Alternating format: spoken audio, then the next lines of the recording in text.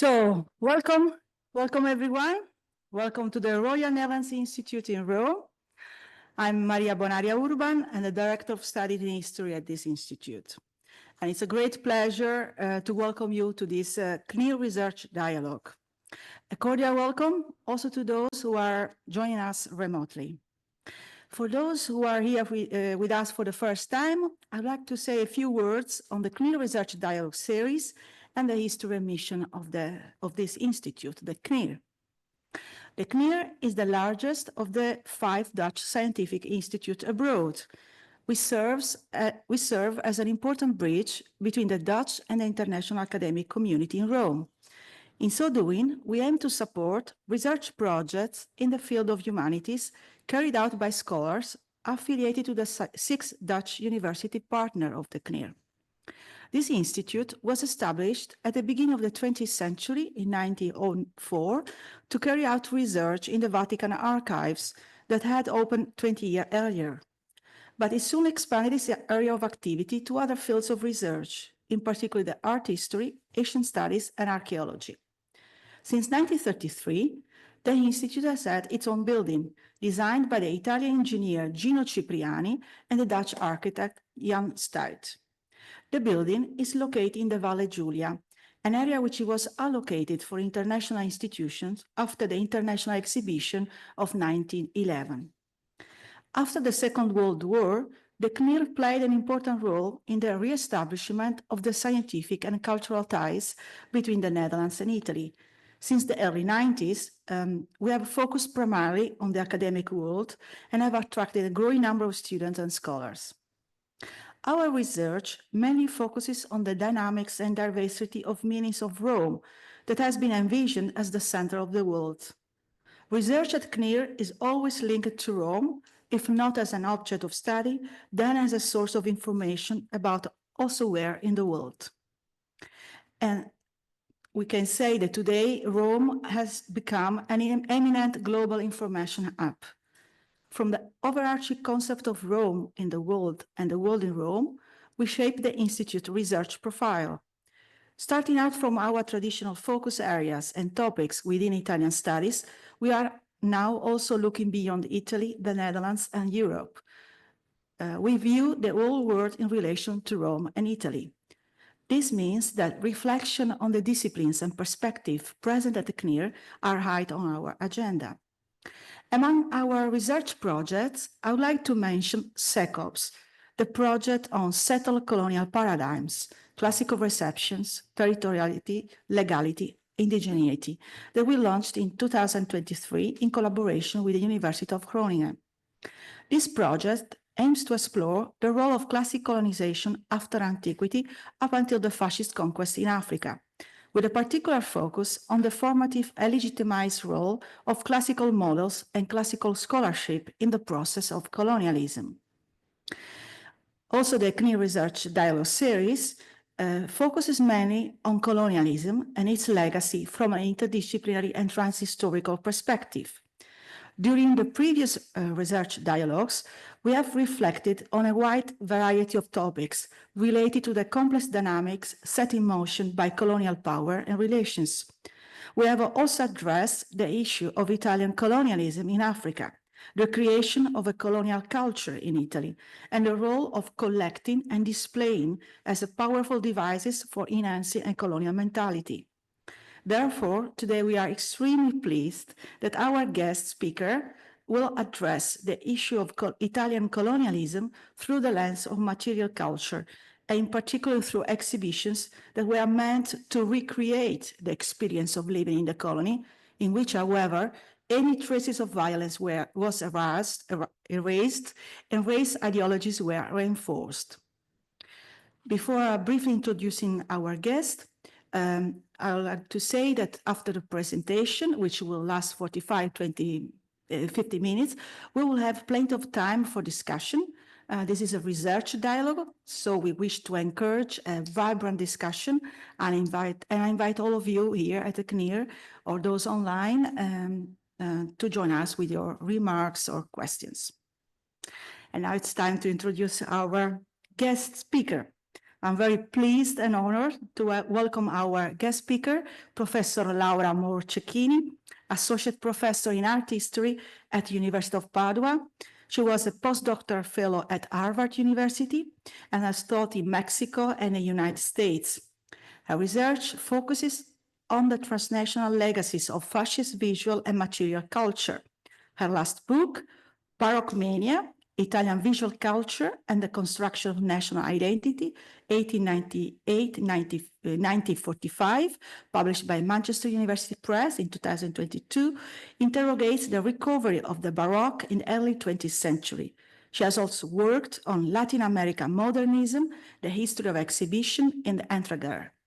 Her work has recently appeared in Studi di Memofonte, Oxford Art Journal, Third Text, Modernism, Modernity, and her research was supported by the Andrew W. Mellon Foundation, Villa Medici Académie de France, the National Endowment for the Humanities, the Center for Italian Modern Art, and the Fritz Thyssen Stiftung.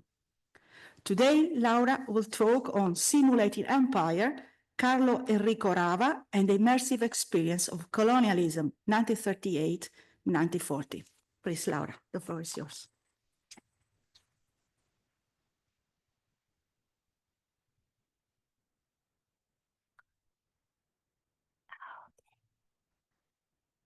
Thank you, Maria Bonaria, for that generous introduction. Thank you all for being here in this lovely afternoon after a couple of days of rain. So I really appreciate you being here listening to colonialism instead of being outdoors.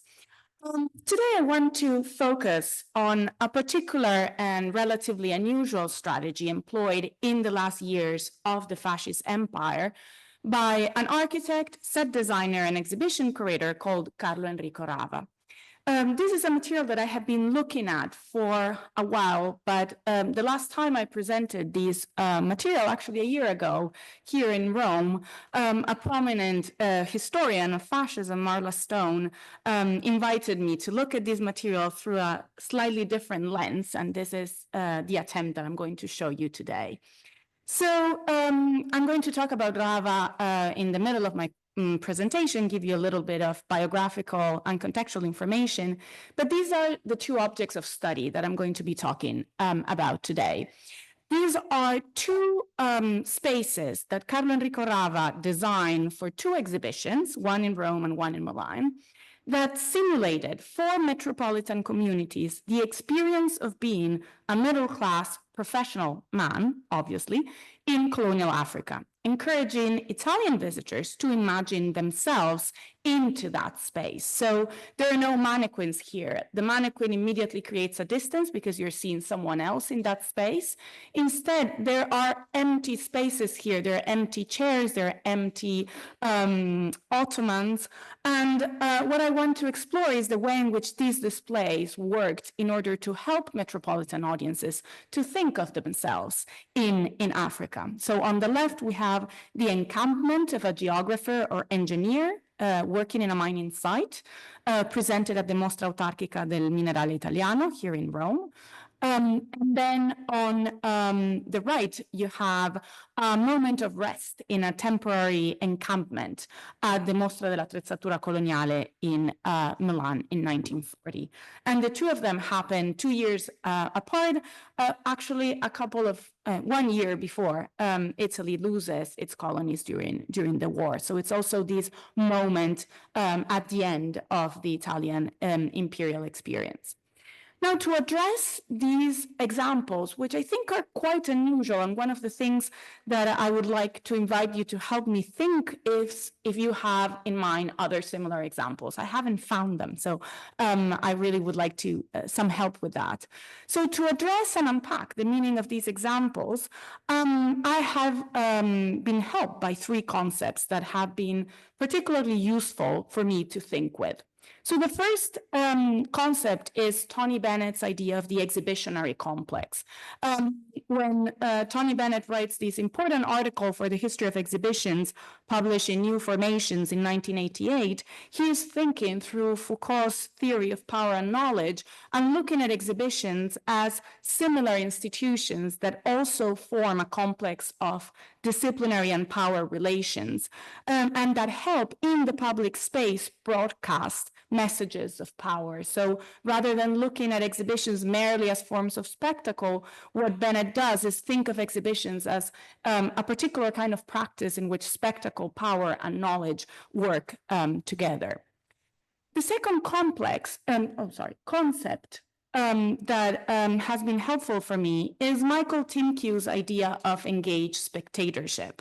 In his book called Nazi Exhibition Design and Modernism, Michael Timkew challenges a very common idea that we still reinforce often when we think about Nazi exhibitions, which is to think that in those exhibitions, spectators were expected to be passive recipients of a message. So usually the argument is in democracies, subjects were active in exhibitions. In dictatorships, they are passive recipients of messages.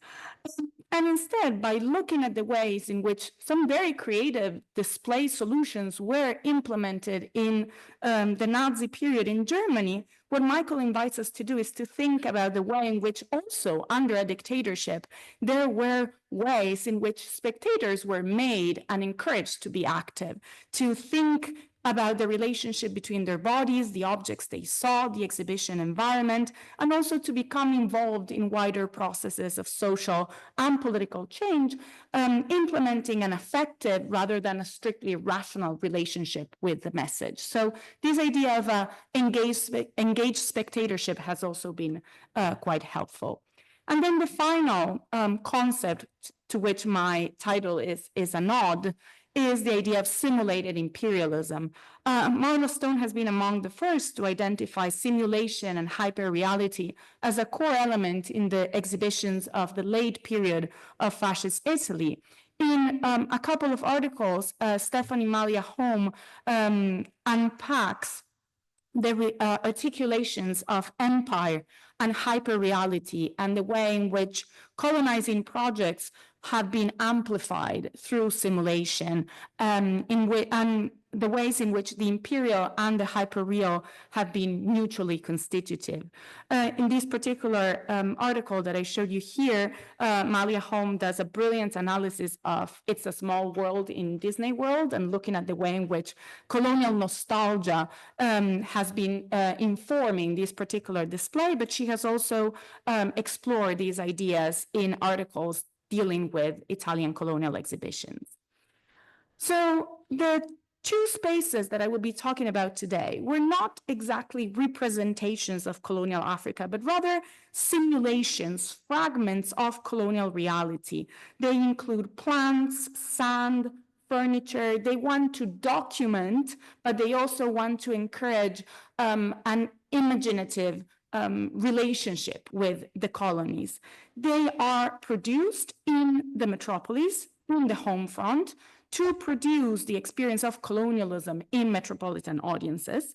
And they want to create a direct rapport through imagination with colonial reality, but with a particular colonial reality. And this is why it's so interesting for me to talk about this project in an institute that has been looking so much at the idea of settler colonialism, because the kind of colonialism that is envisioned here is not settler colonialism, but it's actually mobile colonialism. So what the kind of colonial experience that is encouraged here is the experience of a professional Italian who goes to the colonies, works, and then doesn't stay there, goes somewhere else, but where that particular experience is exciting, is adventurous, and it's appealing.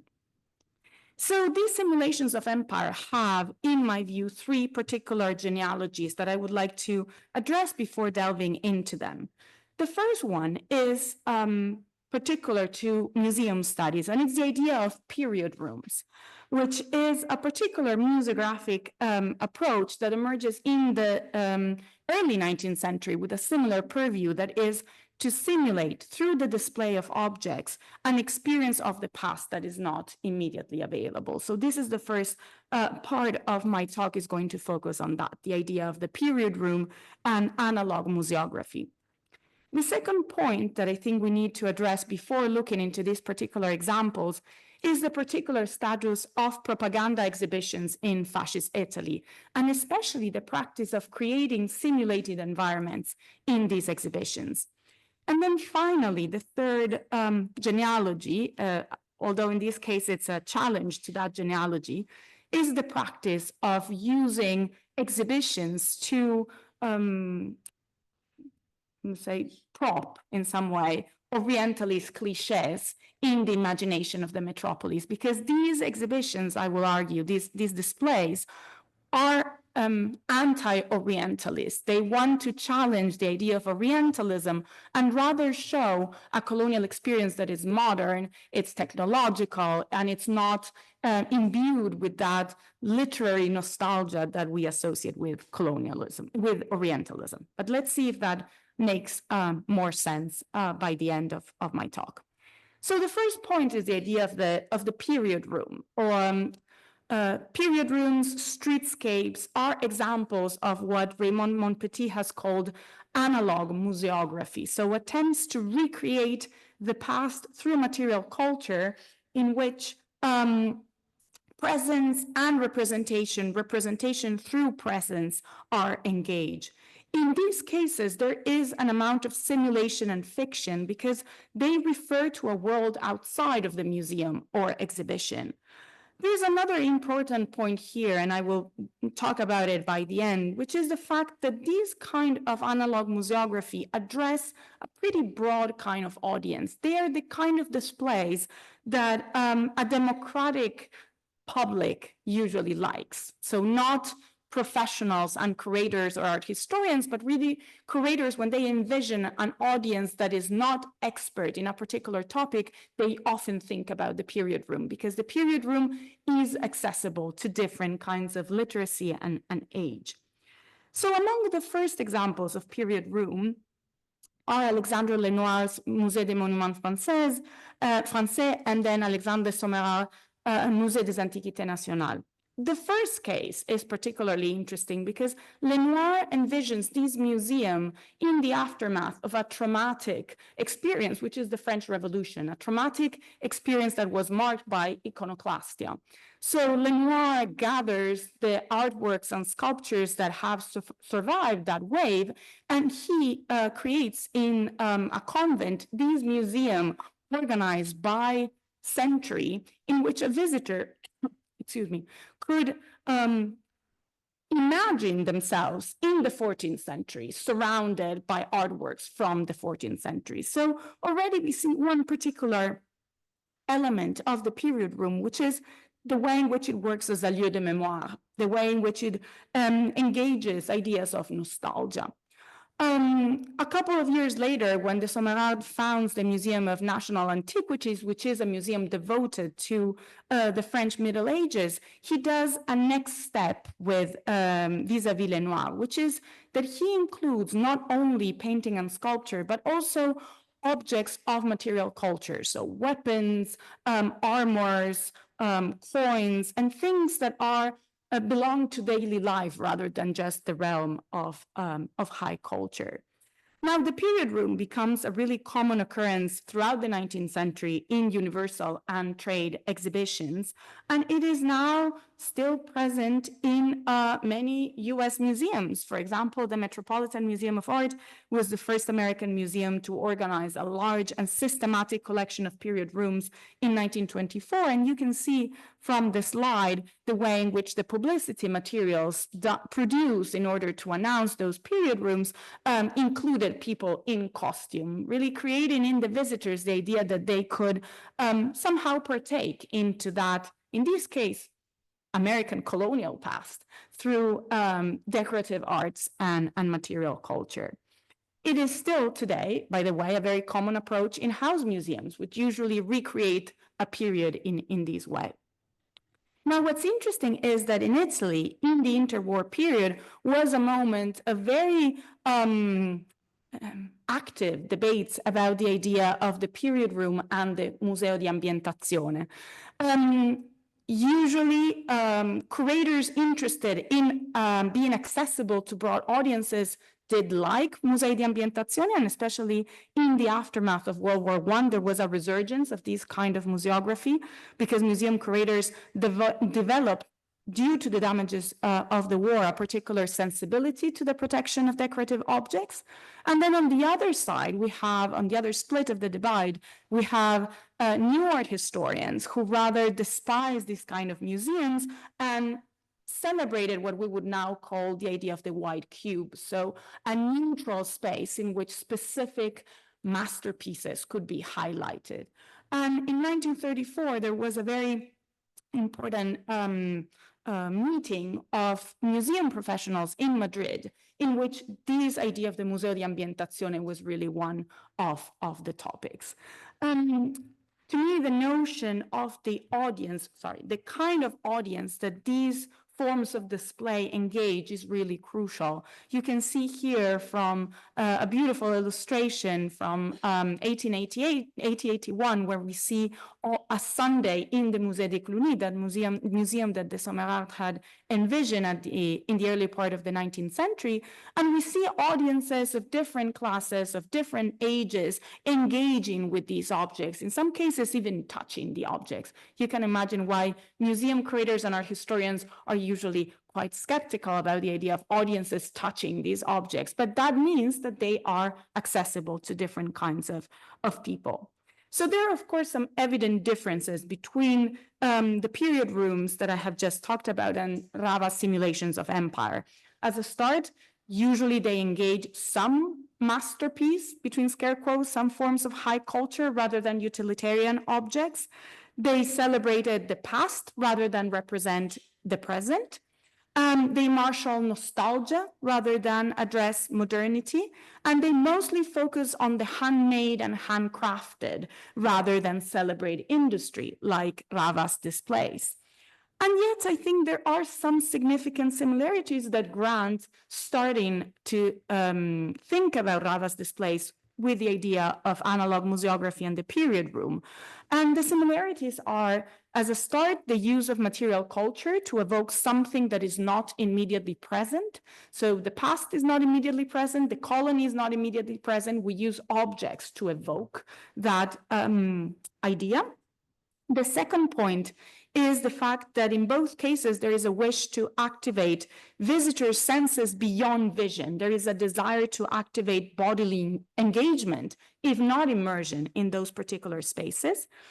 Third is the wish to create an atmosphere that is different from the daily lives of the visitors. So the idea that visiting these spaces is an interruption from daily life, and that allows us to imagine ourselves in a different space or different time. And finally, to go back to this illustration, the fact that they want to address broad audiences rather than experts or art connoisseurs specifically.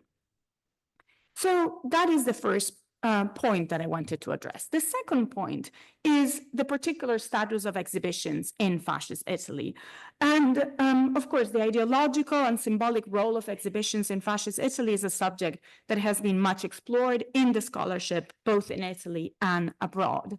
But I would like to just mention a period piece, allow me the pun, which is critic and fascist critic, we could define him, Pier Maria Bardi's 1932 review of the exhibition of the fascist revolution. This exhibition that was organized to celebrate the 10th anniversary of the March on Rome, and that really was the first exhibition in which the fascist regime put on stage what Bennett would call an exhibitionary complex at the service of political ideology. And among the things that Bardi notes in this very short but very dense review of this exhibition is the fact that if until this point exhibitions had mostly been of painting and sculpture, so of art, what the exhibition of the fascist revolution made possible was to put politics on display rather than art. And for Bardi, this is a particularly 20th century fashion. Bardi mentions that basically 20th century subjects are lazy. They prefer the radio to go to the theater, they prefer the cinema to read, and they prefer to go to an exhibition and learn about politics that way rather than actually listen to a speech or read a political book. So exhibitions as a sort of shortcut that 20th century audiences particularly like. These entails for Bardi, though, that then political exhibitions need to have a particularly modern language. And one of the things that he envisions is the idea of using the radio, using cinema, using even scented essences, photographs, in order to really give this modern aspect to these exhibitions that he conceives as a distinctively modern practice. So much so that he anticipates, for example, having exhibitions devoted to roads, to the militia, to the Air Force, all thematic exhibitions that actually are going to be a particular feature of the late 1930s and then the early 1940s during the fascist regime. Exhibitions were symbolically and practically so important for the fascist regime that in March 1941, a special issue of the design and architecture magazine Casabella was published entirely devoted to exhibitions. And I put you a quote. The introduction was written by the director, Giuseppe Pagano, who was fighting at that point in the Greek front. And he takes some time from his engagement as a soldier to actual officer in this case, to actually send the introduction to this issue. And the issue is very interesting because the argument here is that exhibitions are a way for modernist architects and designers to actually be modernist at a moment in which maybe some of their most ambitious architectural projects cannot be put in practice. So as a sort of training ground for things that are still not possible. But also exhibitions are a way of creating an international contact and dialogue.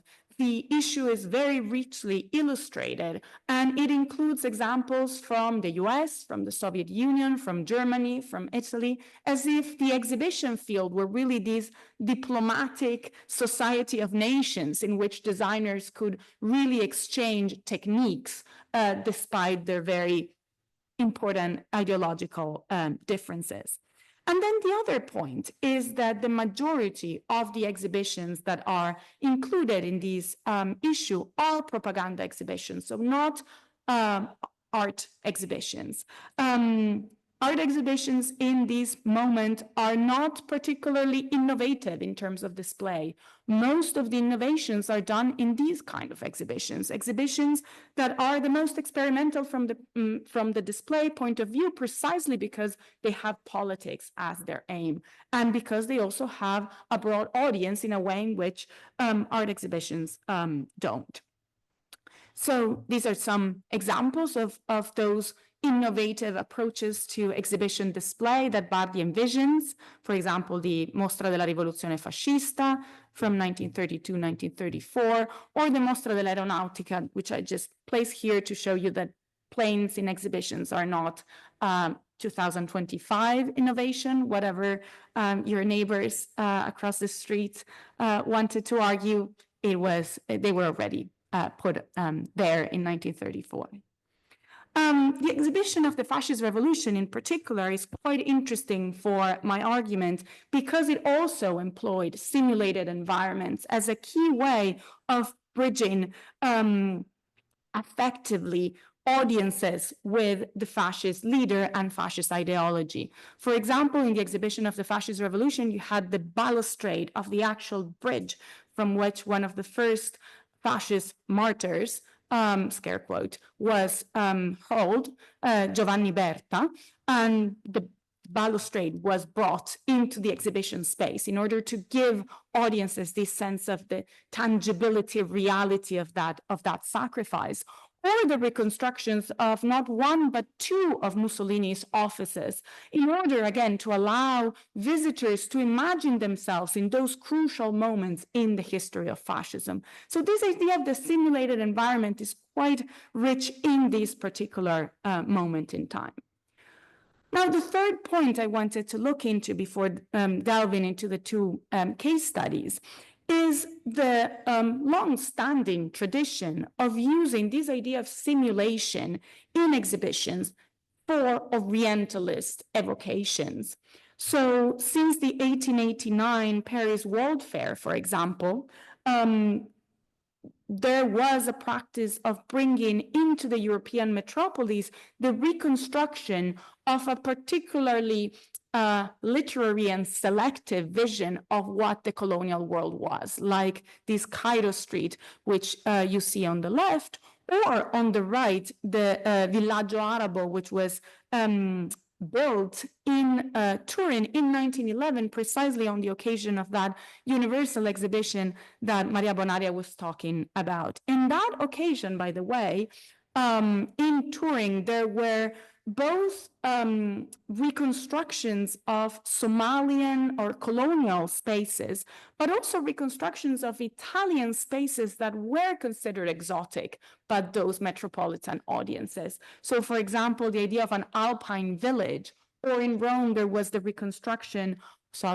of Piedigrotta ceremony in Naples, or La Festa del Redentore in Venice. So this idea that you use simulation to represent the other.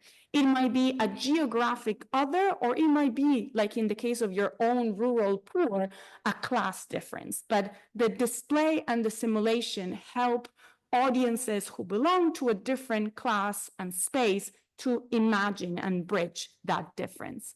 This practice continues throughout the 1930s. For example, in the Fiera Campionaria di... Sorry, keeps jumping. Continua a saltare forse un po' avanti. Vabbè, non importa. Ogni tanto salta, ma ce la facciamo. In Milan in 1927, there was the recreation of a shuk in the Pavilion of the Colonies, or in Rome in the Colonial Exhibition in 1931, another recreation of a market. And Stephanie Malia Home points out the way in which some of these reconstructions also operate as a way of concealing colonial violence. So, for example, when in the Tripoli Trade Fair of 1929, an Arab village was reconstructed where actual Arabic populations were made to live in that space, virtually imprisoned, this was a way of simulated a pacification of those colonial territories that was belied by the space outside of the exhibition. So a literal simulation of a colonial peace that actually did not exist. Precisely because Orientalism as an intellectual construction was so prominent in the display and exhibition world, what we also have, though, in this moment is the attempt on the part of designers to imagine anti-Orientalist simulations of the colonial space. So Rava himself, for example, in 1928, together with Sebastian Larco, designed the pavilion of the Colonial Fascist Institute in Milan, and he imagined clearly a shuk, but he imagined an orderly shuk. So instead of recreating chaos as that crucial feature of the other, of the exotic otherness, here he organized products by type. So all the sponges, all the textiles, all the objects, so that the order is a way of also allowing the audiences of this particular pavilion, basically Milanese industrialists, a clear vision of what kind of opportunities for investment in the colonies there were.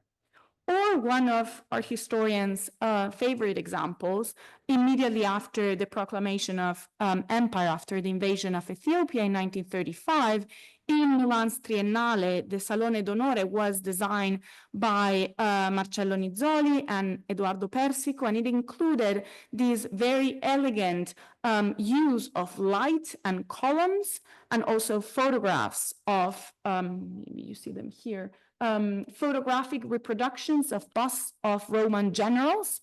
And the centerpiece was this beautiful sculpture by Lucio Fontana, who we know maybe for his later work, but he was a very active sculptor in the 1930s. And again, in case we didn't think of these as a colonial and imperial statement, on the socle of the column was a sentence by Mussolini, which reads, "The Italian people has created the empire with his blood. It will render it fertile with its work, and it will defend it against anyone with weapons." Signed, Mussolini, right? So an anti-Orientalist colonial imperial exhibition. Rava too shared this idea that Orientalism, folklore, exoticism were not the most appropriate ways of thinking about the colonies in 1938, in 1940. So much so that when he presents the Mostra delle Attrezzature Coloniali, which he will do in Milan in 1940, he explicitly says that he wants to avoid any folkloristic reference, any academic or scenographic exercise, or reconstruction of a hypothetical colonial environment far removed from reality. What he wants to do is recreate colonial reality, actual colonial reality, which for him doesn't look like those shooks that other designers did recreate. So before we delve into those two exhibitions, just a quick detour to give you some information about Carlo Enrico Rava. He was an architect, trained like an architect. He was a modernist architect, so someone who believed that the most appropriate language for fascist architecture was not a nostalgic recreation of the past, but rather an engagement with contemporary materials, contemporary techniques, a lack of ornament, something that directly read as modern, as rational, and therefore, that's Rava's argument, as fascist. Now, the other prominent information about Rava that's important to know is the fact that he was the son of Maurizio Rava, who was a Jewish photographer and artist who spent a lot of time in Italian colonies, and then he became a colonial officer. In 1930, he was vice governor of Libya, and then until 1935, governor of Somalia. And this is relevant because it is thanks to his father's position in the colonies that Rava actually travels in Africa. He spends a lot of time in North Africa and then in Somalia once his father becomes governor there. And from his trips in the north of Africa, so before the invasion of Ethiopia, Rava argues for the idea of a colonial rationalism. So he thinks that the best architecture, the best colonial architecture that Italians can do is a form of architecture that is rationalist, that is well fit to the context in which it is built, in this case, the colonies, to its climate, to its history, because for Rava, indigenous North African architecture is rationalist already in its well adjustment to the environment and the materials. And for Rava, this is the best proof of the fact that Libya was once occupied by the Romans, and therefore that Libya should be Italian. That's sort of the argument that he is doing. Now we have a very precious material to recreate some of Rava's activities. He's not he has been studied by some scholars, but he's definitely not the most investigated of architects of this period. And these are these photographic albums that he has compiled with his experiences of traveling in Africa, and they are now in Parma. Rava, as I said, traveled in Africa, in sub-Saharan Africa, and he went on a safari in Africa. So his experience of the colonies is the experience of a high middle-class person. He's someone who experiences the colonies as someone from a position of privilege. And for him, class is a very relevant feature when enforcing racial and colonial hierarchies. For Rava, class and race need to go hand in hand. They both need to be used to transmit to the colonizer that there is a superiority of the Italians vis-a-vis the colonized. So his experience as a tourist is also of a high-class tourist. And I will show you again some of these photographs, because this idea of the safari, the tent, these kinds of movable objects are going to appear again in the two displays that I'm going to talk about you soon.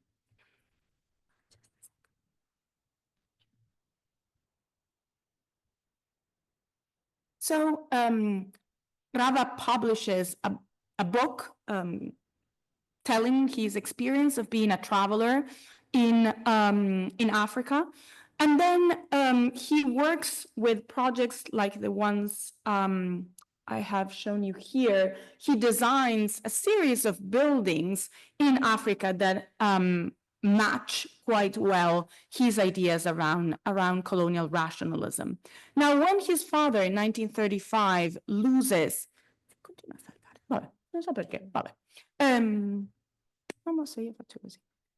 loses his position as governor of Somalia, Rava returns to Italy, and then by then his practice as an architect and as a designer is very much based in Italy. Actually, at the moment in which, after the invasion of Ethiopia, there is a renewed interest in colonial architecture. But at this point, Rava is engaging in another practice, which I think is quite relevant for the displays that I'm going to talk about in a second, which is the fact that he works as a set designer. So he works creating sets for the budding Italian cinema industry. And Ignacio Galan has written a very perceptive article about these material in which he argues that for Rava, these set designs are a way of displaying the kinds of costumes and life that are to be considered ideal models for Italians. So a way of, again, using a form of exhibition at the end, an exhibitionary complex, to disseminate a particular kind of idea about what it means to be a fascist, what it means to be an Italian. And for Rava, set design is another tool in the arsenal of the architect and the designer to spread racial ideas. For Rava, set design can popularize the spiritual values achieved and affirmed by our race in the empire. So for him, these two things are not practices that appear independently, but they actually reinforce each other. And then the other key idea from set design that I think is going to inform his practice in the two exhibitions that I will talk about is the way in which he thinks of set design as a transposition of reality rather than a recreation of reality. And I think this idea that what set designs do is to create a poetic reality, an atmosphere, is something that he wants to do for the colonies as well. Exhibitions become, by the end of the 30s, a really important part of Rava's practice. He, in addition to the two that I'm going to be talking about today, he does several displays. And then he stops doing this kind of work after 1942. And as far as I know, he doesn't work as an exhibition designer in the post-war period. So it's really an intense practice over the course of 3 or 4 years. And for him, exhibitions are a form of propaganda. They are a way of creating, as he says, attracting the audience's attention over new problems and creating new opinions. So it's really this way of reinforcing particular ideas through exhibitions. So the first display that I will look at was done on the occasion of these key propaganda exhibition that opened here in Rome between 1938 and 1939 in the Circo Massimo. And it was the Autarchic exhibition of Italian minerals. After the invasion of Ethiopia and the sanctions that the Society of Nations had imposed on fascist Italy, one of the most important economic arguments done by the regime was that Italy was perfectly self-sufficient from the point of view of materials and industry. So this exhibition has these as its purview to show that autarky was possible, that Italy did not depend on foreign investments or foreign materials or foreign industries. So in the Circo Massimo, this really charged space that bridged really the relation between imperial Rome and fascist Rome, the fascist party organized a really complicated exhibition, if you think about it, addressed at a very broad audience all having to do with minerals, which, I mean, I'm sorry that I'm being recorded while I say this, but they're not the most exciting materials to make an enormous exhibition on. I hope I'm not offending any geologists who probably think that minerals are very exciting. In order to make these material accessible and appealing and interesting, what the exhibition of the Minerale did was to include evocations of the processes through which those minerals were gathered. So, for example, there were in several pavilions reconstructions of mines where you have some operative mines. So again, that those audiences from Rome who had never been in a mine or been a miner could actually see the way in which those materials were gathered. Again, this is not a fascist invention. It's something that is, sorry, do you want me to go back to do the, this is a practice that was also done in a lot of other universal exhibitions. For example, in 1876, in the Centennial exhibition in Philadelphia, there was a working glass furnace that people could see at work, and then they could take home one of the glass objects blown in that, done in that furnace. So this idea that you have a broad swath of visitors and you need to engage them by actually showing them the way things are done is not a fascist invention, but it's definitely something that this exhibition did do. So Rava and Franco Petrucci were in charge of designing a really important pavilion from an ideological point of view, which is the pavilion of Italian Africa. At the end, it was because of the invasion of Ethiopia that the sanctions had happened, and therefore that autarky was important. So this pavilion needed to make the argument that it was worth it, and that there was enough in those territories to actually justify the sanctions and the kind of suffering that those sanctions were provoking. So the space started in this very spectacular way, using autarchic materials like linoleum and a particular kind of glass. On the walls, there was the reproduction in black and white of cave paintings from Fezzan in Libya, which had recently been discovered, again, scare quotes, by Italian archaeologists. And on the ceiling, there was a photographic enlargement of an African sky, again, in order to make the visitors immediately present into that space. On the left, in those globes, there were samples of the various minerals that were found in the various Italian territories. And then on the right were reproductions of ancient maps that showed some of those locations of minerals. And then in the far wall, there was a three-dimensional map indicating the various sites where minerals could be found. And at the bottom, a sentence by Mussolini that Rava would agree with, which was, the empires are conquered with weapons, but are kept with prestige. And this is something that he really believed, that it was not enough to use violence, but that you needed to reinforce through what we would call soft power, such as exhibitions and propaganda, the hierarchies, the racial hierarchies in the colonies.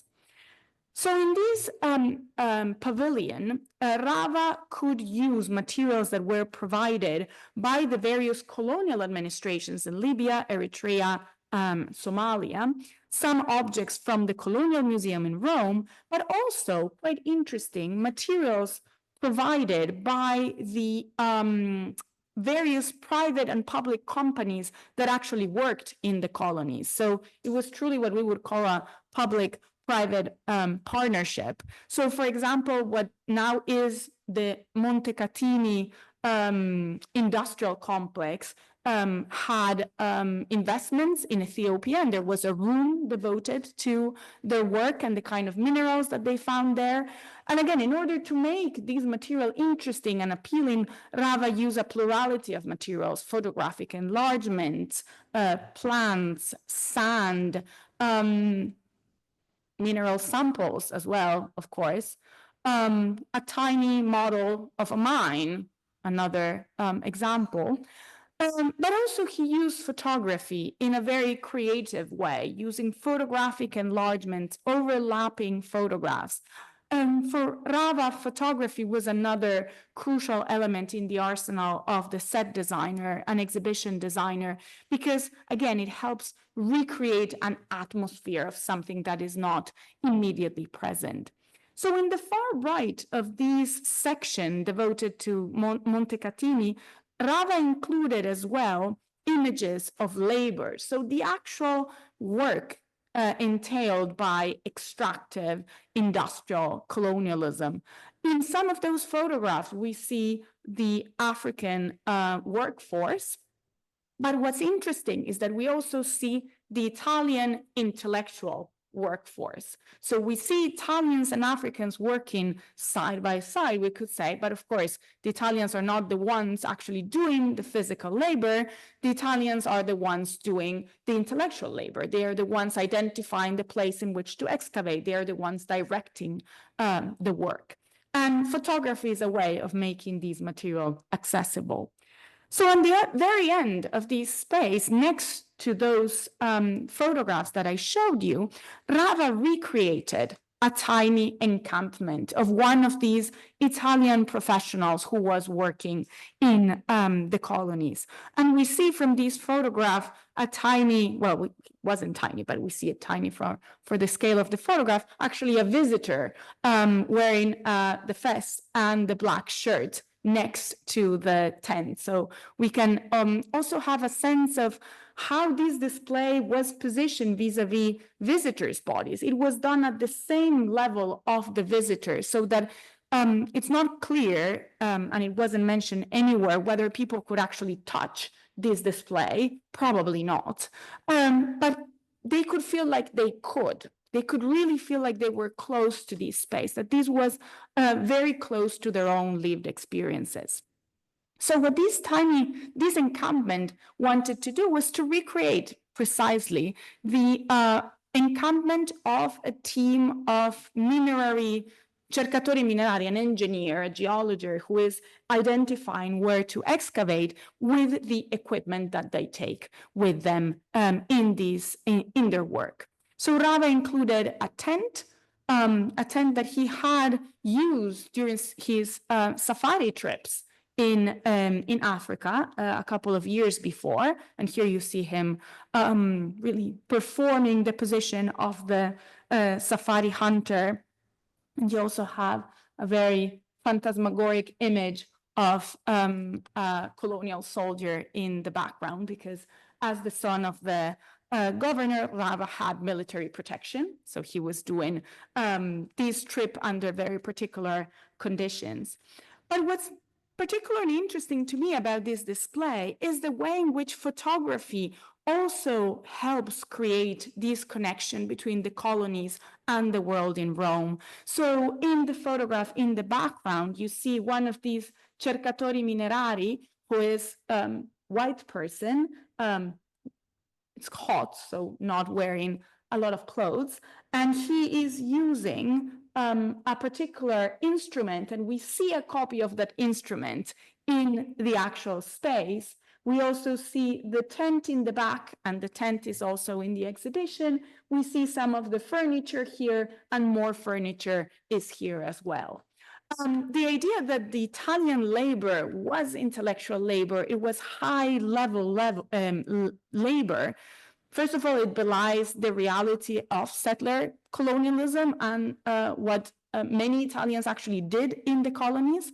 But it's also a way of creating a difference that Rava was very interested in with the African population. In the first page of the section devoted to this pavilion in the catalog of the exhibition, we see an African subject doing labor, so doing mining, we could say, but with none of the technology that the Italians have, with none of the science that the Italians have, and even the body position is starkly different. We, like historians and art historians, have been exploring the image of the crouching as a way of reinforcing racial hierarchies and differences. So it's not a coincidence that these are the two photographs of minerary labor that visitors are invited to juxtapose and to underscore the differences. The tent that Rava displayed was a Moretti tent. This was a Milanese company that specialized. It was a company that was born in years before the invasion of Ethiopia and that specialized in raincoats and tents. And then after the invasion of Ethiopia, they transformed their production in order to do tents particularly fit for the colonial climate.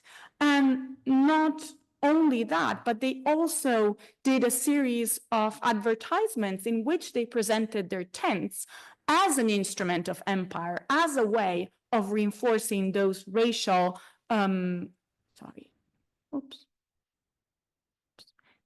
those racial colonial hierarchies. So for example, some of the ads that they made, here you see one example, in 1937, io non so perché continua a saltare. No, non importa, vabbè. No, non so. E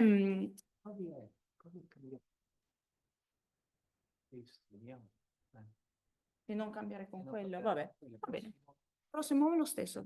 Qualcuno che me lo... Uno spirito maligno che me lo sta cambiando. Vabbè, non importa.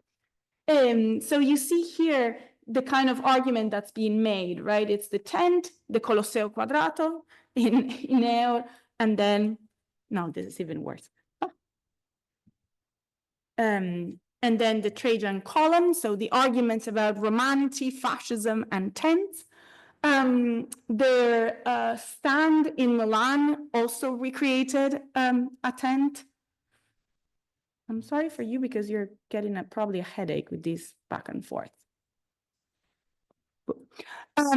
And then Gino Boccasile, who was also a prominent designer in the 1930s, did this image for the catalog of the Ettore Moretti and also postcards, where there was a pun with the name of the company and the idea of a racist name for Black people in Italian, but where we also see an interesting aspect, which is some of that attrezzatura that Rava talked about needed to be transported by someone. It was portable, but it didn't move itself.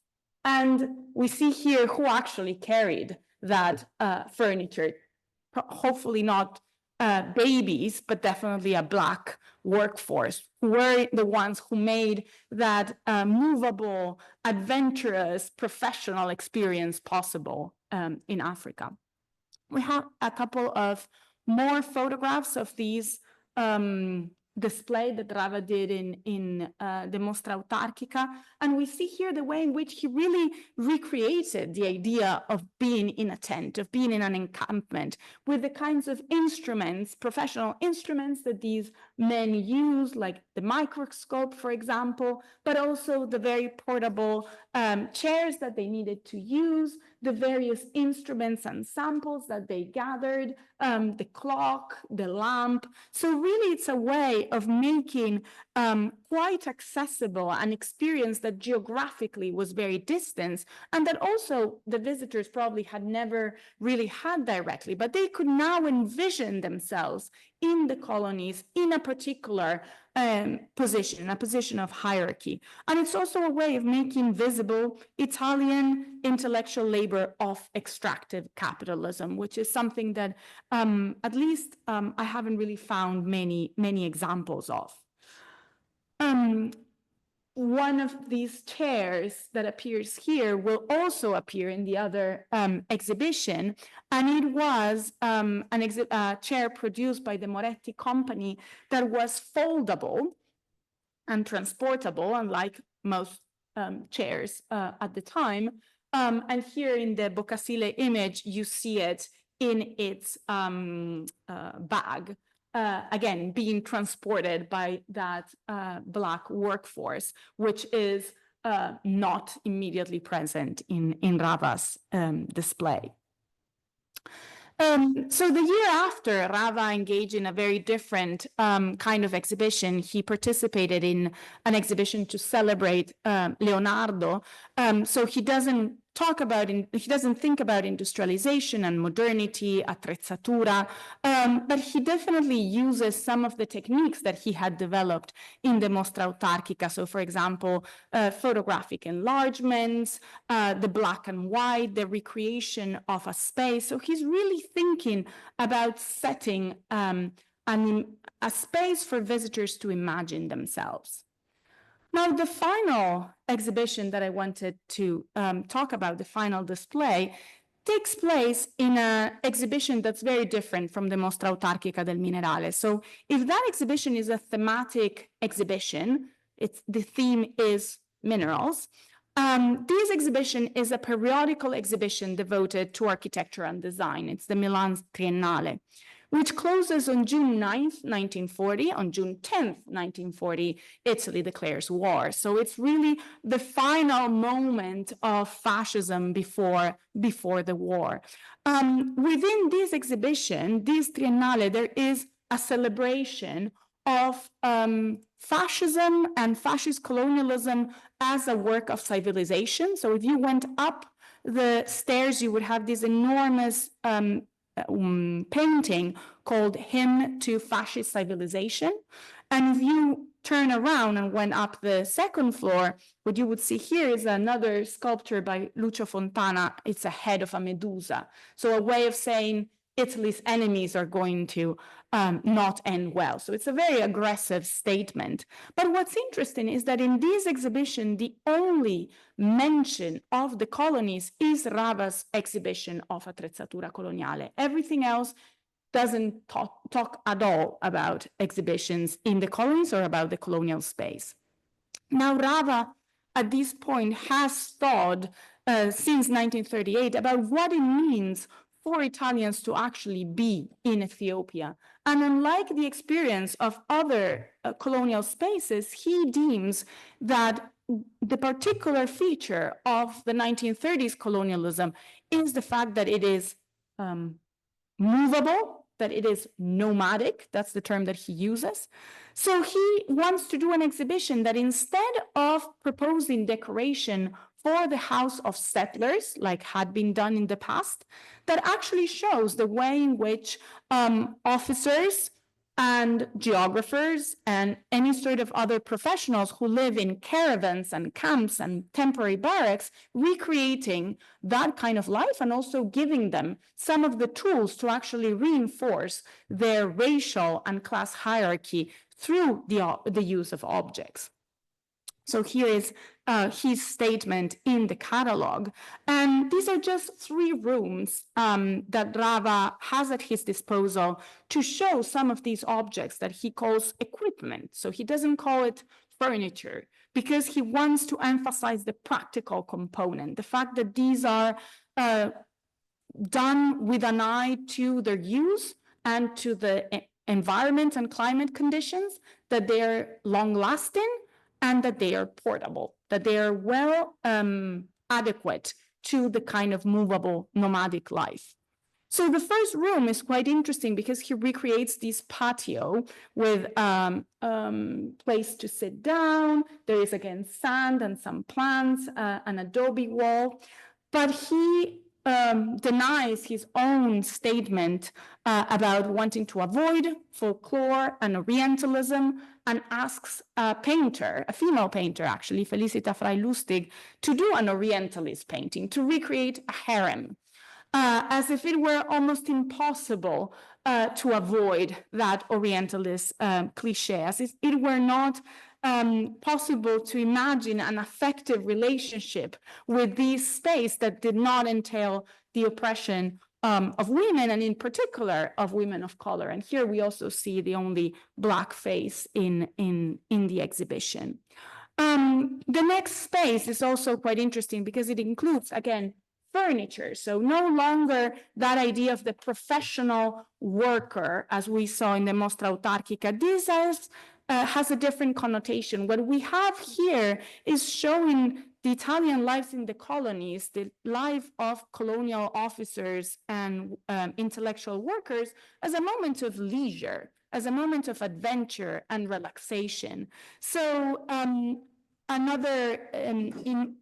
that way in which he simulates this space is to ask another artist to paint a colonial collection on the wall. So what you see in the background is an imitation of shelves with some colonial objects on them, African objects, which actually were part of Rava's own collection of African antiquities and material culture. We know from those albums that I showed you before that Rava collected African objects. His father as well had a collection of African objects, and they come back into these display as, again, a simulation of a colonial collection.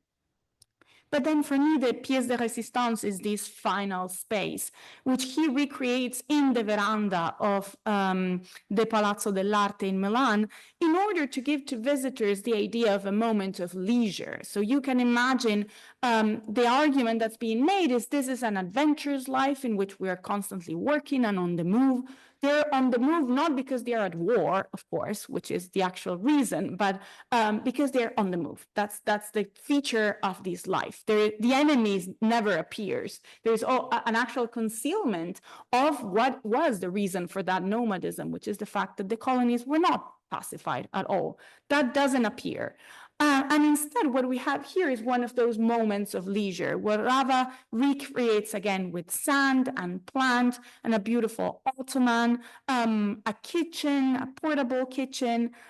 Even in one side, we have a jug of a refreshing liquid and some glasses, so that as a visitor, you could imagine yourself in this beautiful exotic land of available women and resources having a restful moment. And again, who would actually serve that liquid was never addressed, in the same way as it was never addressed who would actually carry all this furniture around in that nomadic life. So truly an image of a mobile colonial leisure, and bringing back some of those notions of exoticism that Rava in theory wanted to deny, but that instead he somehow fell into again.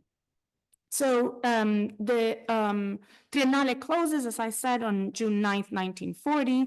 On June 10th, Italy enters the war. On April 6, 1941, British troops enter Addis Ababa. And then on December 1st, 1941, it's the end of Africa Orientale Italiana. So the Mostra dell'Attrezzatura Coloniale really opens at a moment which the empire is about to end. Rava continues to engage with the idea of attrezzatura, which he now thinks is appropriate for life in Italy, no longer in the colonies. And after 1943, he has to go into hiding because of his Jewish ancestry. In the post-war period, he is defascistified, so he is brought to process and accused of having profited from the fact that his father was a colonial official to actually get commissions in Africa. So he was forbidden from continuing practicing as an architect. So he will live until the 1980s, but working more on the idea of decorative arts and the history of decorative arts. So he will, as I said, do these two exhibitions by, has its own life. What if I do it like that? Let me see. Let me just stop it here. Oh, si non si muove più. Perfect. I'm about to end. He does two more exhibitions before the end of the war, but then after the war ends, he doesn't engage anymore with exhibitions. So some conclusions that I have somehow reached through this process that I've outlined today. These two displays to me are quite peculiar because they are showing, as I said, not settler, but really extractive, exploitative, impermanent colonialism. So they're putting on display an aspect that we know was part of the colonial experience, but that is rarely visualized and that is rarely put on display in this moment. These spaces show an image of colonialism that is mobile, that is industrial, that is modern, and that center labor as the point of contact between the home front and the war front. So in a way, they are also part of that long-standing cliche of the Italiani brava gente, which is so hard to die, because the kind of Italian presence in Africa that these exhibitions show is just of people working and resting. There is no violence entailed, or at least it's not visually centered. And to go back to those three concepts with which I started, I think they show quite well the way in which power, knowledge, and spectacle, in this case, technological and design knowledge, are imbricated in the exhibitionary complex, first point.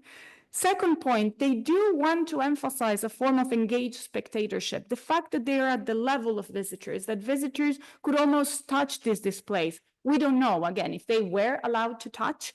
We don't have any photographs of people actually engaging with these displays, but they're definitely not put on a pedestal, which already creates a distance. So the fact that they partake the same space as the visitors is already engaging with those visitors in a different way. And finally, the notion of simulated imperialism, so the way in which this hyper-reality is propping the propaganda around empire. Thank you for your patience, and I'm looking forward to your questions.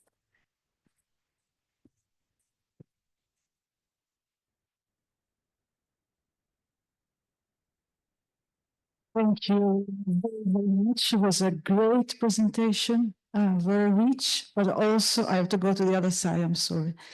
And also wonderful to look at, because you have a really wonderful material, visual material. And I'm sure there are a lot of questions for you. So yes, you see, and also people online, if you have some question, you can use, yes. You can also write your question in the chat or let me know. Oh, okay. I see Linda, but it was up. Okay. If there are questions, you can write in the chat, but first we have a question in the room. Thank you very much. With Giorgio Stavridis, I'm a serial chemist, conservation scientist. I'm not a historian, but I'm a conservator. Question I have discussed it with the professor before. It's a very short iteration, but I think so.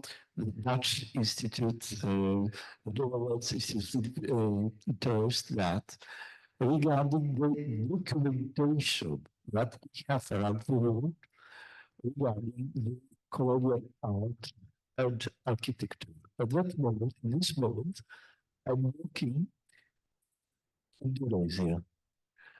And Indonesia was until 1940 and Netherlands colonial. Okay. It's interesting because Dutch architecture, I'm working in Jakarta, and particularly I'm working now on the conservation of garages, buildings constructed in the Netherlands in 1849. And the biggest problem not only for this type of garages, but artworks, it's that we don't have today documentation and materials information colonial art, not only the Netherlands, colonial art. It's a big problem for conservators to have knowledge about that. Thank you very much. Thank you very much.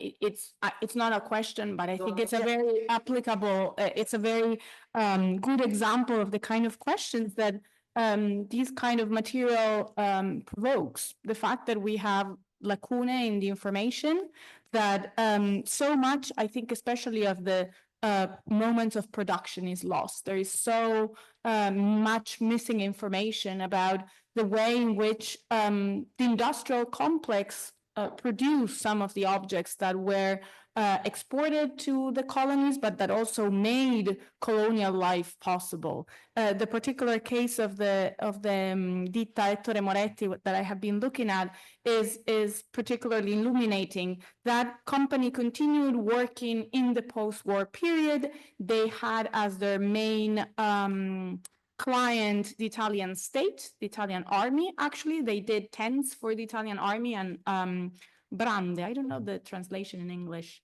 of it's not Ottoman. Branda, una branda.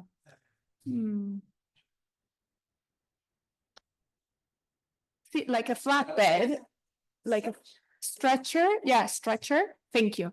And the Italian army did not pay them for the kind of work they did, so they went bankrupt at a certain point. And the entire archive of that company has been lost. And there are so many questions that I would have for that archive, from where did those materials come from? Who were the designers? Because they are anonymous designers for us, because we don't know the names of those people, but someone clearly came up with the design of those objects. What other things they did, how much they cost, how many copies of each of these objects entered into circulation, who bought these things. All of that information we just don't have answers for, because that lacune has happened. And that is just one example. The cases become even more prominent when we think about any sort of production happening in the colonial territories, where, again, those questions are increased. So yeah, thank you. Thank you for bringing up that case study as well. Yes. Thank you very much, Laura, for a very wonderful talk, very rich in visuals, but also in information, in fact. I was wondering about you were talking about the engagement and whether we know or don't know whether the audience would engage with the objects or would understand even the message that was brought with these installations. As we all know, you told us also about the catalog that was printed, or that was with the exhibition, in which the ideas were printed. But do you also have reviews of these exhibitions, as you showed you were talking about review of the 1932 exhibitions, but are there also reviews of the 1938 and the 1940 exhibitions, in which maybe there is some more information about how much a general audience, or in fact a reviewer, would understand of what was going on, or would respond to what he or she or they saw at this exhibition? That's a great question. Thank you. So I'll start for the easy answer, which is for the Mostra dell'Attrezzatura, we have very little, because precisely the fact that it closed and the day after the war, Italy entered the war, somehow the priorities change. So I have only found one review of the Mostra dell'Attrezzatura Coloniale, and it's quite interesting, because the reviewer says, actually, these objects, maybe they compel us to think about a life that's more practical, that is not as encumbered with things, with so many things. So the review is about the objects on display rather than about those two particular displays that I showed you. And the same thing for the Mostra Autarchica. I think there are reviews of those exhibitions, but more as a whole. And they focus very often on the mines. So everyone was very struck by the idea of seeing a working mine. That's another, talking about lacune, that's another lacune that historians of exhibitions always have, which is that the practice of actually recording visitors' engagement starts very late. And even today, I wouldn't take that necessarily as a good source, because we all know that when we exit an exhibition and someone gives us a paper to fill in, I'm an art historian and I rarely fill it in unless you give me something, right? If you give me a poster, then I might do it, but otherwise I don't. So it's not statistically very, very helpful. So the quick answer to your question is, I wish there were, but not that I know of. Again, I haven't there might be some reviews that I haven't read, so I hope to find something. But most of the reviews focus on the overall effect. And people for the exhibition of the autarchic material did like the fact that there was a desire to engage visitors, but not specifically on these caravan, more about things where you saw minerals and mines, things that were more, maybe more compelling. Yeah. Actually, I had also a question which is more or less a follow-up to Laura's question, because listening to you, you started saying this exhibition were about men. Yeah. So the question was, what about the female audience of this exhibition? Where are the women in the exhibition? I mean, there are no traces of female presence in the exhibition. And if we know something about the audience, female audience, because that's really... Yeah, and again, we don't. What we know is that these exhibitions did not envision their audience in a very strict way. And in some ways, the Triennale was more contained than the Mostra Autarchica. Just a small detail, for the Mostra Autarchica, the state gave train discounts for all of Italy, for the Triennale only for the Ferrovie Nord. So they were envisioning a local, regional audience rather than a national audience. But in general, these are not exhibitions that exclude anyone. And we know that schools were brought to these exhibitions as they were brought to the Mostra della Rivoluzione Fascista, especially the Mostra Autarchica. That was a propaganda exhibition with a million visitors recorded. We don't know how many people went to the Triennale, so that would be an interesting thing to know. But in general, I think that there was no exclusion. There was definitely a staging and a centering of male labor, because there were not, as far as I know, many female minerary engineers in Italy at the time. They're definitely not shown in the photographs. That would have been maybe a more dangerous exhibition to stage, because then it would question many of those aspects of settler colonialism, for example, that were centered on a particular image of women. In the case of the Triennale, the notion of design and the fact that design and architecture and furniture does involve the home, there is a more, maybe the possibility of appealing to a female audience as well, because Rava would say that, well, these objects are done for the colonies, but if you have a weekend home, or if you like to go camping, if you like to have a more modern house with not that heavy furniture from your grandparents, then maybe these furniture would fit into your home. So I could imagine that. But in general, the notion of male professional intellectual labor, I think, is very much at the core. And definitely when Rava is thinking about nomadism of modern life, the kind of professions that he is envisioning, those are male professions: officers, geologists, engineers. I think there were other questions. No? Yes, here, but there. So, but I don't know. Start, because I think it was. Thank you. Thank you. This was really, really interesting and really kind of vast, and with so many questions to think of.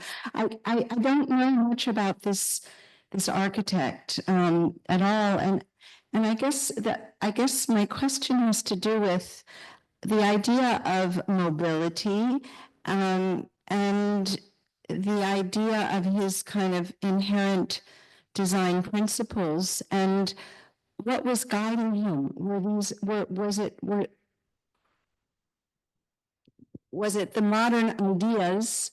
And I guess the question is, and how did they intersect with the regime? What were the politics that were? How did he negotiate the politics? And I don't have. So I'm curious about that. So Rava, as I mentioned at the beginning, he is a modernist architect, and there was a very rich tradition of modernist architecture during the fascist regime, because one of the features of Italian fascism was having a composite ideology by which you could somehow promote one idea and the opposite. So you could promote classicism and you had classicizing architects, but you could also promote modernism and you had modernist architects. He definitely falls into the modernist camp. So he believes in an Italian architecture that is in dialogue with international modernism. He doesn't believe in ornamentation, in useless ornamentation. He believes that form follows function. He believes that new technologies and new materials need to be the basis of the design of a building. And he believes that a building has to follow the particular purposes for which it is going to be used. So in that sense, he is a standard modernist architect.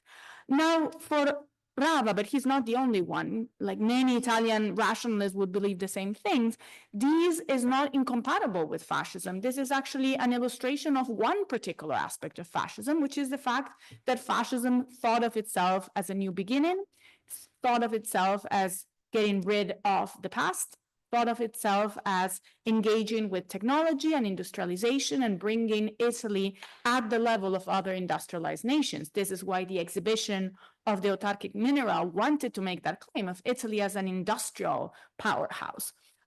So Rava's ideas fit very well within the purview of the regime.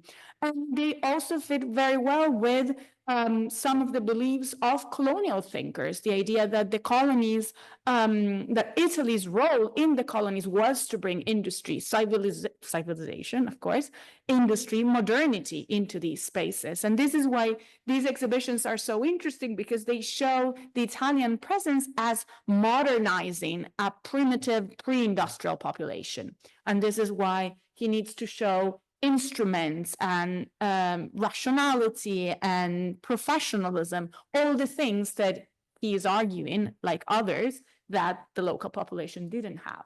So his relation with the regime is very organic, like that of many other architects of his own generation. As far as I know, I haven't found any sort of specific anti-fascist statements later in life. During the period of fascism, he was as enthusiastic as others about the regime. Again, how should we assess those pronouncements is also a big issue, because we know how pervasive consent for the regime was in Italy. It's also very hard to measure consent in a totalitarian society where dissent is virtually impossible. So how do we measure that? I don't know. What we do know is that his father was Jewish, and that after 1943, he really was threatened because of these, after the racial laws, because there was this threat of being deported. But he wasn't. And then, as far as I know, he didn't write about politics after the end of the war. So I don't know if it's an answer to your question, but that's no. I'm sorry. And I don't want to take up too much time. I'm just curious. I mean, he was part of the group of 7, and I'm just curious why he in particular was so active. I mean, he was one, the others were active as well. I think of that group, he is maybe the one who wants to move away a little bit from thinking about rationalism as an internationalist language. He thinks that there is an Italian component in rationalism, because he thinks of Italians as Romans and Romans as practical and practical as rational. So he's doing that sort of linkage.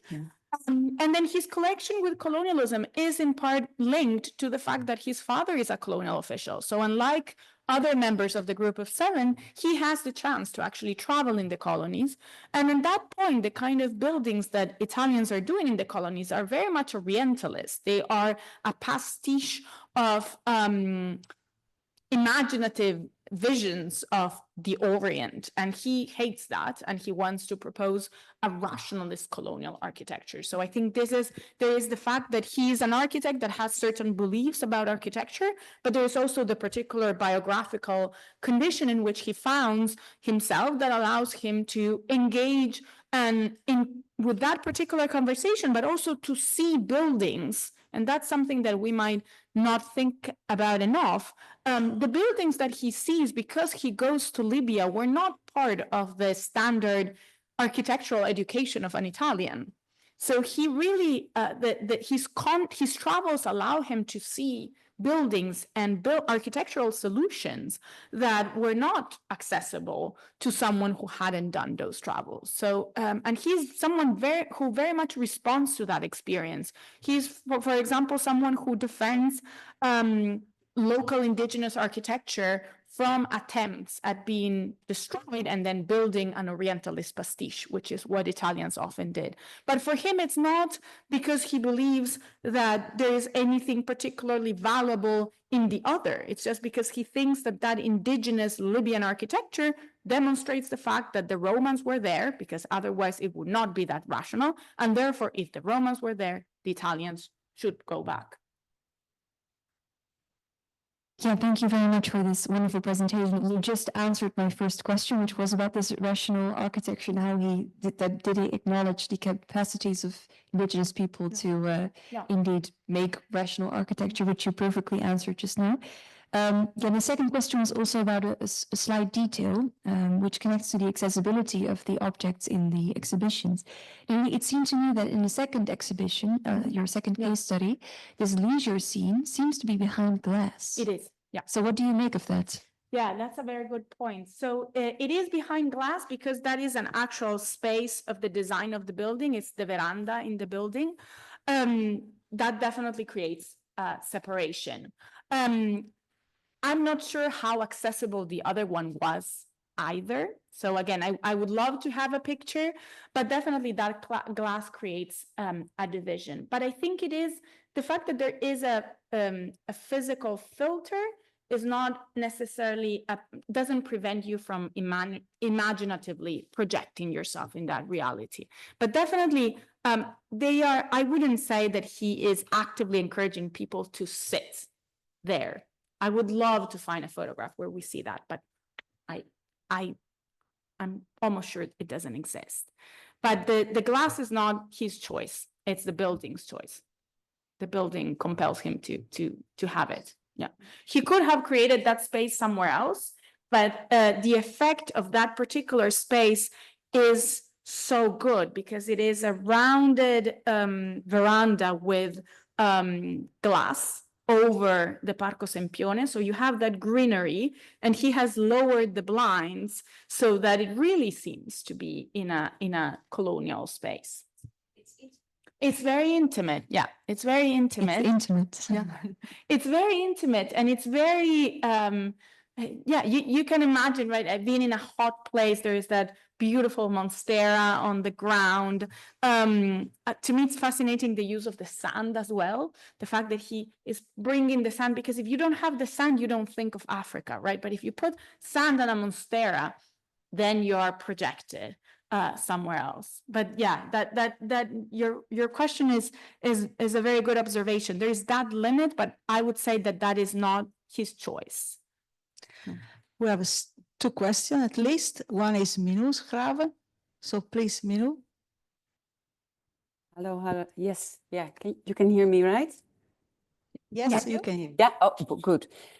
Thank you so much. I really enjoyed it. Pictures, the information, wonderful. And I think I really also liked what came across, that the army and exhibition design or artists, it goes hand in hand. And it reminded me so much of a lecture of Dan Hicks. Dan Hicks was in Rome last week to present his new book as well. That is really his point, that the army, that this all is done in the spirit of the army. You can't really rule them out. So it is the it is people are really prepared to go in there. Then you were asking, if I remember correctly, at the beginning, you said, this is odd. So what could be like comparisons? And I was thinking, being Dutch, being from the Netherlands, of the Tropenmuseum in Amsterdam. Well, and the museum in Tervuren too. So that's the Central African Museum that are built as expertise centers. So the nature, the resources, what is it? How can you invest? What kind of products come out of it?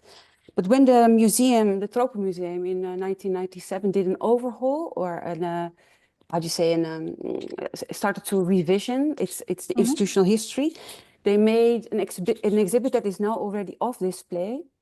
And I'm looking at it, I just looked up the photos.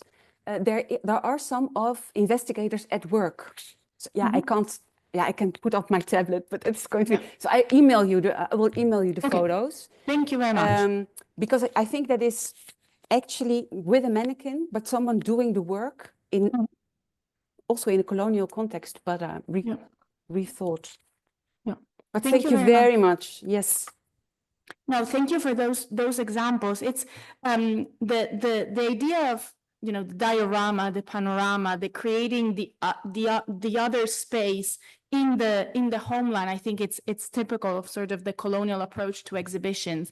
What fascinates me about these two, it's the way in which it's showing the colonizers in the colony, which is often the part that is implied, because in Tervuren, someone has brought back those things to Belgium, right? But very often the colonizer is represented as the hero, so it's an individual. To me, what's fascinating about these two displays is the way in which it shows a normal person in the colonies and invites visitors to imagine themselves in that way. Thank you for the picture. I'm going to study them because I have been looking at the Italian case and I haven't really found anything similar. It would have been much more interesting for my argument to have 4 different exhibitions of these sorts, but instead I only found these 2 in Rava's practice, which also makes me think a lot about who he was, to go back to the previous question, the fact that he had experience of being in Africa in that particular condition, right? When he's traveling in Africa, he's traveling as a professional, he's traveling as an architect. So he's looking around, thinking about professional opportunities. And that is not a very common position to occupy. So I think this is also what might have inspired him to think in these terms, and also his experience as a set designer and as an architect also made him particularly sensitive to the way in which you can create a fiction through objects. And again, that's not a very common replicable experience for other people doing exhibitions at the time. Yeah, I think the other question is very similar, is about how exceptional. So I think it's more or less the same. I wish I had an answer about that, but I hope that if you come across one, just please email me, or 2, that would be great, everywhere in the world. So long as it's during the interwar period, we're game. I look around. Any other question? Or maybe it's time to have a drink together, and to thank before, of course, Laura Cecchini for this wonderful presentation again. We've learned a lot, and actually now we really like to look for this furniture and object, maybe in Italian museum or in books and catalogs. Thank you again. Thank you all, and again, apologies for the constant switching back and forth. No problem at all. Thank you. Thank you.